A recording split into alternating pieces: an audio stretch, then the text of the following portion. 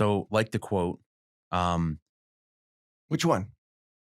I looked up with the Wisdom? anticipation with the wisdom. Yeah, Yeah. yeah. Um, one, and for some reason when you were going through the whole talk, I was writing down my own notes. Mhm. With anticipation, there's also dangers of anticipation. No, Tell me how. so I will. This is why I I was like like, that, all right, right? cool. Because I feel like Hit I me have with to, it. because I'm someone that anticipates everything. I love it. Like I Yeah. love the anticipation because it causes you to dream. It causes you to look like, all right, this is where it's going to be in 10 years. Yep. Awesome. But I also believe that if you're anticipating too much, you miss on the current opportunities that are presented right in front of you because you're so focused on the 2 to 5 to 10 year or even month that an opportunity that might be so present right now gets swept under, Mhm, right? mhm. Again, I'm thinking of it that way where it's like, what could be the dangers of anticipating too much? So Mhm. my question would be, right, always shoot for the stars, always shoot I'm with you. for the long haul, always anticipate the best, never anticipate the negative. But in situations like that, where I feel like there's got to be a sense of a level headedness where it kind of meets in the middle, where it's always good to anticipate. It's always good to focus. Like, here's the 5-year goal, 10-year goal, 20-year goal, 25-year goal. But you need to also step back and be open to receiving the other opportunities there because who knows if those opportunities are going to help you get to your goal quicker. Am I Okay. making sense there? A little bit. I mean, but what I'm saying about anticipation, like your life's endpoint is not a straight line. All right. Mhm. If you set a goal, you're not going to go on a straight line right to that goal. There's twists, there's turns. And what I say is our goal in life is to come up with, why was I put on this earth? What are my gifts? What are my dreams? And how do I align my gifts, my dreams to use my time to achieve my goals in life, right? Okay. So we got the end goal. But when we set out, just like when a plane takes off to fly to Chicago, it has an exact route that it wants to be on. But the wind will blow, it'll get off track a little bit, but it'll just kind of slowly get back on track. And then things will happen, it'll get back off track, it'll get back on track. But a lot of times what happens is when people set out towards their goal, the wind blows a little bit and they just turn around, they land. And then they sit there. That's that's a killer of anticipation. Because now all of a sudden it's like, well, the goal I was heading towards, I didn't quite get there in the line that I was going to get there. Now I got to go on these twists and turns, and I'm gonna land and I'm gonna reevaluate everything. The only thing we should be thinking about is what's next. I tell people, you don't need to figure out your entire life because throughout your life, your answers will change. We've talked about this before. What's right for you today won't be right for you 10 years from now. And you're not the same person you are today as you will be in 10 years. Age exaggerates everything in our life. This is why I say, pour some good stuff into you because whatever you are today, whatever you're pouring in 10 years from now, age is going to exaggerate all that, right? So, we want to figure out what's the next step to get to my goal. And if we're living like that, now all of a sudden we're going, all right, the next step wasn't in a straight line towards my goal. Now I went sideways a little bit and then I went sideways again. But the next time I see my step towards my end goal, I go in that direction. And it might be off on a tangent and then it goes back this way. But I would say the goal in life isn't to go, all right, I want to achieve this giant goal out there within the next year. I mean, I believe in having big goals, but you should have little ones along the way, little wins that keeps you motivated. I mean, realistically. Yeah, right. You Yeah, gotta think realistic. I mean, giant goals are important, but you can demotivate a person by saying, "All right, so your goal right now is you're going to be in the next Olympics in racquetball. You don't play racquetball very much, so if you set a goal like I'm going to be in the next Olympics racquetball tournament, you'd probably feel pretty down. Yeah. You know what I mean? Because it's like it would let you down pretty hard. So An abrasive reality check. Right? Yeah. So I'm with you on this stuff, Ralph. I mean, but I look at like you get what you're focused on in this life. If I focus on my losses, I'm just going to get more losses. If I focus on my wins, I get more wins. This is the way it works. Good or bad, you get your focus, whatever it is. The best example of this is a young person growing up going, I'm not going to be like my dad. I'm not going to be like my mom. I'm not going to be like this. And they grow up, they're exactly like them because they got their focus. Whatever you focus on, good or bad, that is what you're getting because that's your focus. That's an interesting point, right? Because you can't think in the negative. You say that Right. all the time. So it's like, if I'm not going to be like this, then you're clearly You focused on the will be wrong like that. things. Right. Yeah. Yeah. And you ever hear me say this sentence, don't try to figure out what you're going to do with your entire life as a whole. Have a destination, have a dream that's where you're heading to, but know that your destination probably will change throughout your life. It just does. Be flexible. like with this. I mean, I've, like I said, on my board, I've written goals, erased them and forgot about them because my life changed. Wow. It went a different direction because my children now go to school in Quakertown. So guess what? It changed Randy's life. That's okay. Rewrite my goals. I want to reinvent myself as, I had to say, the world is changing around us. No one can stop the rate of change. The closer it gets to your human heart, to the heart, in other words, the world's changing and you need to morph yourself based upon the change around you. Mhm. Makes sense, right? So if the world changes around me and I'm not adapting to it, I'm becoming obsolete. So yeah, I might set a goal that my goal is to take the kids skiing every day. I had a goal of that. I want to take them skiing every day. Well, the first day they went to school down in Quakertown, the last day we went skiing every day. Yeah, I was going to say that. Right. We erased it. You couldn't possibly do it because now we're on the road driving. So you rewrite your goals. But there's two things, Ralph. I say this throughout our lives, if we're just two things, think of being salt and think of being light. Everything you put salt on has the potential to make it better, right? And everything that light gets shined on makes everything brighter. So if everywhere we go, we make everything better and brighter, you can't go wrong. You can't go wrong. And what happens is there are so many seeds of potential within an individual that you may set a goal for yourself that you think is the highest and best use of your life. You know how they talk about land use? What's the highest and best use of that land? Mhm. Well, what's the highest and best use of you throughout your life? And then you may set out on this thinking, this is the highest and best use for my life. And then all of a sudden realize, oh my gosh, I didn't realize there's this other seed of greatness within me. And I had this extreme understanding of, I want to do this with my life now. Rewrite the goal. Go that direction.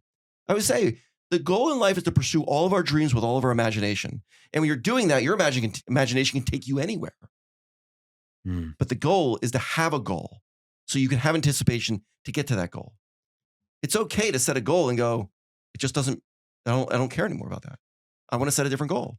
But if you live a life where you don't have any goals, you're not going to hit anything. It's just that simple. And you won't anticipate anything. Like I said in this talk, if I ever talk to someone, they go, I feel down, I feel depressed. I go, what were your childhood dreams? What were you dreaming about when you were 8? Yeah. And all of a sudden they go, oh my God, yeah. I go, are you living that today? A lot of times they go, not even close. I haven't even thought about it in 30 years. Well, of course you feel down. Like you're not doing what your life's purpose is for. And it's just I find it that simple. Yeah, that's the anticipation. It's true because that's what kind of ignites me, right? Like keeps moving forward in that idea of like, here's where you're at. We know the 25-year goal is like of this. So like, what are we going to do to get there? Right. But with the anticipation comes all the like, you know what I mean? That's Right. what like the anxiety, right? Fear of the future. So Yeah. and as someone that has that level of like, oh, like what's going to happen? It's like, you'll never know, but you can't control the future. What you do right now controls the future. Yeah. So it's a real grounding, like, okay, if this is your goal, focus on the goal. What are you going to do to achieve that goal? You take it day by day, step at a time without, right? You're like living in the moment. Like what can you do and control in this moment? Not in 3 weeks, but what you do right now could potentially result. Give this moment your best shot. Exactly. Right. And that's right here one in this thing. podcast, Ralph. I am being the best version of Randy I can be. Yeah. I want to give them my very best. Yeah. And that's what I say to everyone. Give the world your best every minute, all the time. Because everything you do is like it's like your signature's on it. I had a conversation with some young men at the winery about picking up rocks. And we're just shoveling rocks into a wheelbarrow. And I go, if you don't get all the rocks, know that your signature is on that pile. And that's the quality of your work. Do you want the world to go, well, that's the quality of let me pick a name that doesn't work there, Mike. There's no Mikes at the winery. That's the signature of Mike's work right there. And I say to him, if you can't put rocks in a bucket, where's the proof you can do anything? So do the little jobs great so you can get upgraded to bigger jobs. Yeah, you never know who's watching either. Right. Because if you can do the littlest things, then then we can give you the big things. Yeah. The whole point of this, Ralph, is that people are born with gifts and potential, and then they have the seeds of greatness to pursue it. And when you're doing that, you're going to have the anticipation of your life unraveling in the most brilliant, fantastic way possible, right? Mm-hmm. You agree with that? I think everyone would agree with that, right? Absolutely. No one will go, nah, that's not true. People don't have gifts. Of course people have gifts, right? Years and years ago, I'm not even going to remember the whole thing, but I heard some analogy of how the animals, like the birds and the crocodiles and, the deer, the rabbits, they decided that they're going to develop a college, and it was the College of Animals. I'm not going to get this out right, but I might get the point across. It was the College of Animals, right? And what they did was they had a class on running. They had a class on flying. They had a class on swimming. They had a class on, pecking holes in a tree. And what happened was they wanted all the animals to become good at all these different tasks. So they brought the duck in, and the duck just absolutely rocked the swimming part of it all. But then the duck completely failed the flying part. And then they got the squirrel came in there, and the squirrel was really good at preparing for the winter by collecting all the nuts. But the squirrel was so afraid of the water that it failed swimming. So the squirrel ended up getting a C in college. And then the eagle was the problem child, because the eagle would come in there, and the eagle could soar above everyone else, but it couldn't do anything else. It couldn't swim. It couldn't dig in the dirt. It couldn't do any of this stuff. So the eagle ended up failing the whole thing. And the point of the whole story is that the animals weren't designed to do the same thing. An eagle should do what an eagle's supposed to do. The rabbits should run like a rabbit should run. A squirrel should do what a rabbit should do. And we as people should do what we're born here to do. And if we are not doing that, we're going to be like an eagle trying to swim. Yeah. Right. Do you ever feel, and I don't want to take this on too much longer, but for those that are listening too, because I experienced that for the longest time, I would feel in regards to like, I didn't know what I wanted. I had no idea. I always had an idea of what I wanted, which was always something film media wise when I was a kid. And then when you grow up, it's like, I don't know. So then I went to school, failed out of 2 colleges, had to join the military to whip my, you know what I mean? It was just the whole elaborate thing, only to end up going out to California, doing everything for the time period that I was out there, winning the awards, filming everything to go, I should have just done this. Yeah, right. Yeah. I should have just did this 6 years ago when I originally was like, hey, should I go for it? And I didn't do it.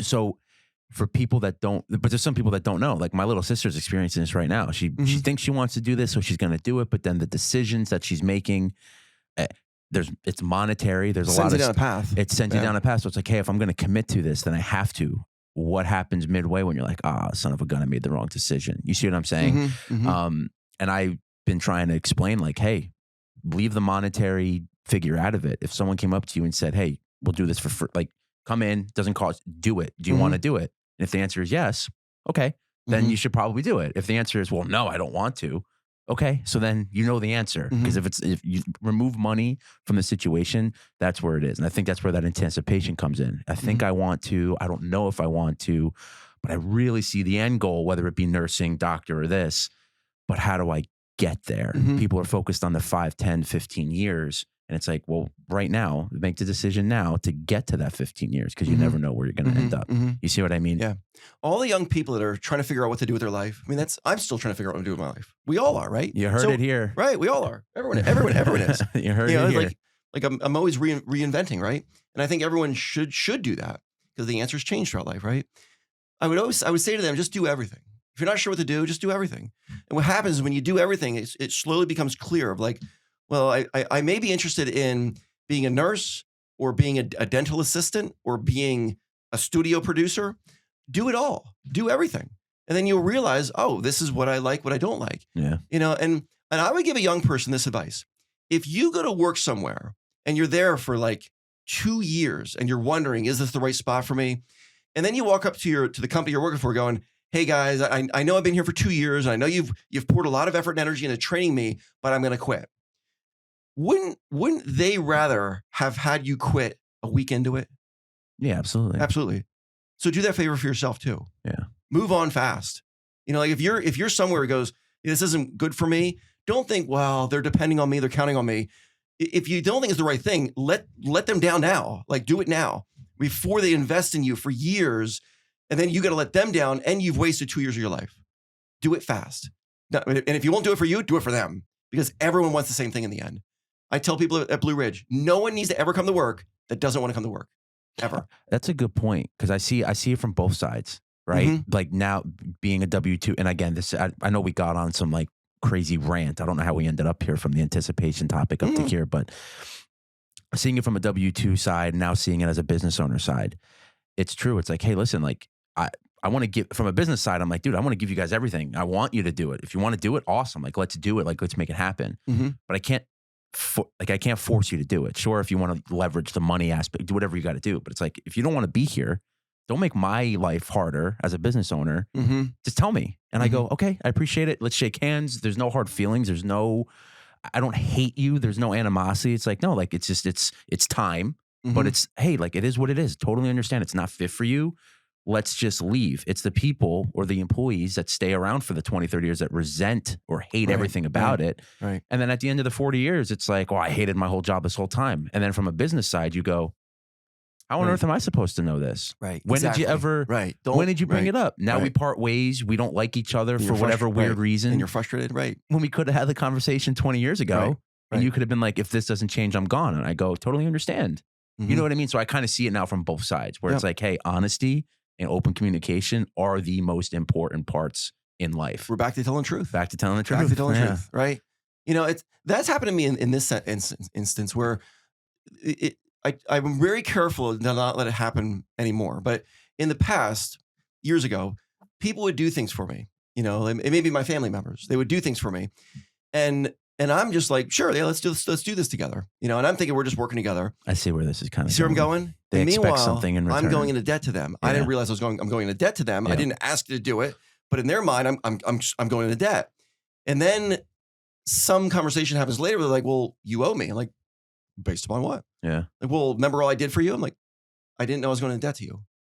We should never do that to each other. Mm-hmm. You know, we just shouldn't be doing that. You know, and what that is not telling the truth, not saying it out loud. You know, so from the beginning, right from the beginning. Right, exactly. Right. I mean, it's right. And this is why if a young person, you're in a job and you think it might not be the best job for you, have a conversation with your employer, with your boss, who you're working with. Say, guys, I love you. I want the best for you and I want the best for me and I want the best for this organization, our customers and everyone. But I want to tell you, I may not be the perfect fit here. And they might go, we see that too. You know, there's a guy named Matthew. You know Matthew, right? Work with Matthew. So Matthew was at Blue Ridge for 2 weeks. Matthew is a shining rock star, like a rocket, right? 2 weeks into working there, we go out in the field and go, how's it going, Matthew? He goes, not good. I go, I know. You know, and he goes, yeah, I'm kind of bored, man. I go, I get it. You outgrew us in 2 weeks. He goes, yeah. I'm dying here. Imagine if we waited 3 years to have that conversation. Jesus. Get there fast, right? Get to the conversation fast. And then instantly we pivoted. The guy started a medical supply company. His life went on a new direction. But imagine we let that linger. Imagine if he didn't feel comfortable enough with me to go, hey, Randy, I don't think this is working out. Or imagine if I didn't care enough to go, hey, I don't think this is working out. We got to tell the truth all the time. And when we do that, wow, anything's possible. You know, in the last lecture, I keep going back to that. Randy Pausch, he goes, the dreams will come to you if you live your life the right way. That's the truth. And part of it is just saying it the way it is. Tell the truth all the time, especially to yourself. What do you like? What do you don't like? You know, and if a lot of people are working for the money, I tell everyone, when you get that paycheck, go, is it worth my dream? Look at that number. Is it worth my dream? And if it is, great. You know what I mean? That's all good. Because they might go, this is worth my dream now. Because I agree, there are life situations, in other words, where if I was in a spot where I had a full-time job and I had a wife and I had a baby and my full-time job is taking care of my family, I would not drop that. Yeah, your decisions. My responsibility is to my family. But what I would do is in any second that I have available, I would start building something brand new in my life. Yeah. So one day I could step away from this and step into my life. That makes sense. Right, it does, yeah. Thank you, Randy. Love y'all.